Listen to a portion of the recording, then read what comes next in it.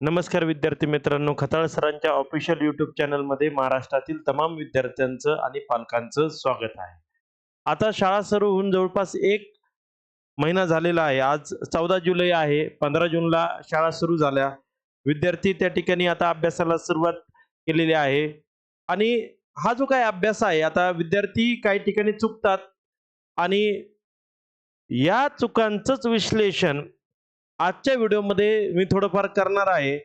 तर व्हिडिओ नक्कीच शेवटपर्यंत पहा आणि शेवटपर्यंत पाहिल्यावर तुम्हाला लक्षात येईल की अभ्यास करण्याची वेळ उत्तम कोणती आहे आणि अभ्यास करून आपली जी मेमरी आहे ती कशा पद्धतीने तुम्ही स्ट्रॉंग करू शकता आणि त्याला बिल्ड करू शकता.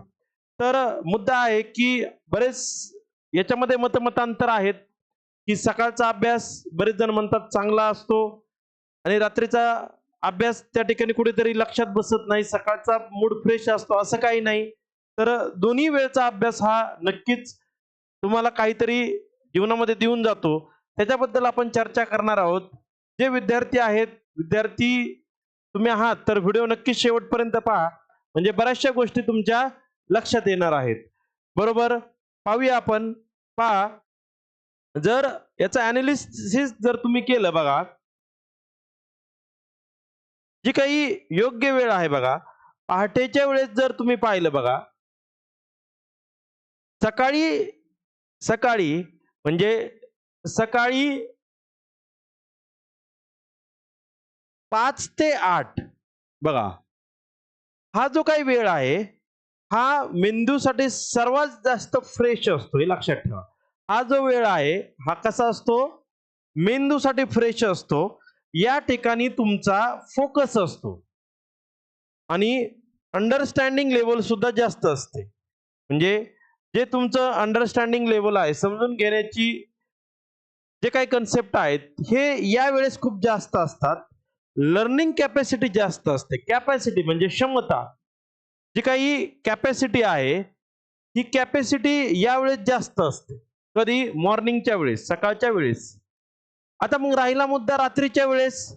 रात्रीच्या वेळेस कोणते मुद्दे स्ट्रॉंग असतात तुमचे? रात्रीची वेळ कोणती चांगली आहे? तर 9 ते 11. बघा, 9 ते 11 रात्रीच्या वेळेस दिवसभरामध्ये जो तुम्ही केलेला अभ्यास आहे, तो तुम्ही रिवाइज करू शकता आणि लक्षात ठेवू शकता. म्हणजे रात्रीच्या वेळेस उत्तम आहे फक्त रिव्हिजन, हे लक्षात ठेवा. रिव्हिजन देणे आणि लक्षात ठेवणे. लक्षात ठेवण्यासाठी बघा, लक्षात ठेवण्यासाठी ही वेळ खूप उत्तम आहे. बरोबर, कोणती? तर रात्रीची 9 ते 11ची आणि सकाळी 5 ते 8 फ्रेश असतं, फोकस अंडरस्टँडिंग असतं आणि कॅपॅसिटी जास्त असते. इकडं काय आहे? रिव्हिजन आणि लक्षात ठेवण्याची एक उत्तम संधी तुम्हाला रात्रीच्या वेळेस असते.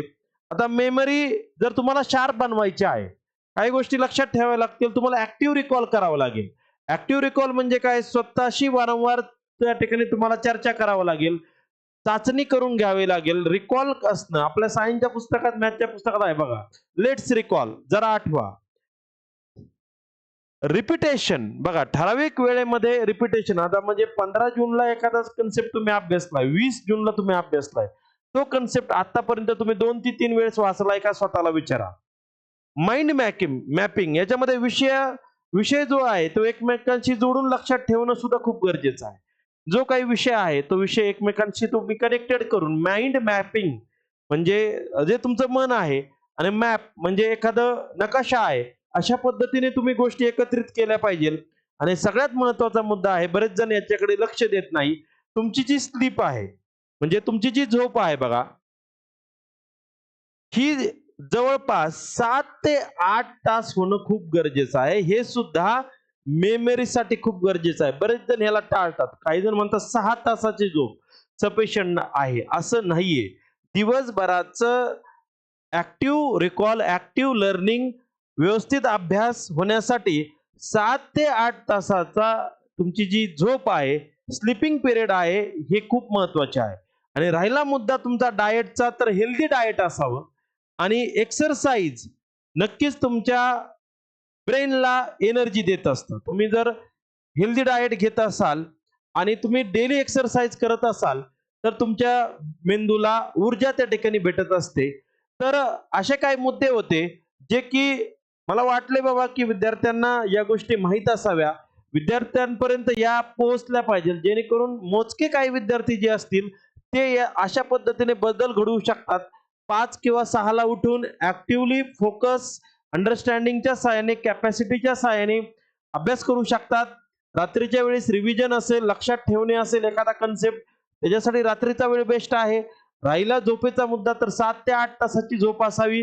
हे मुद्दे लक्षात ठेवून जे तुमचं एम आहे, जे तुमचं गोल आहे आणि आपलं एके कोचिंगच्या मार्फत, खताळ सरांच्या मार्फत आपण कनेक्टेड आहात.